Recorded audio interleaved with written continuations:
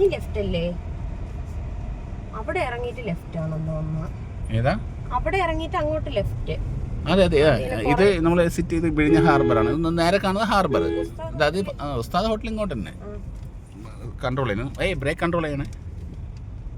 Okay, നമ്മൾ സിറ്റിയൊക്കെ drive ചെയ്തതിന് ശേഷമാണ് ഇങ്ങോട്ട് വന്നത്.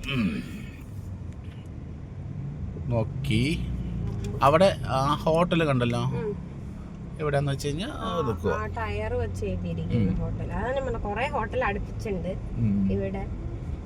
അങ്ങോട്ട് പാർക്ക് ചെയ്താലോ?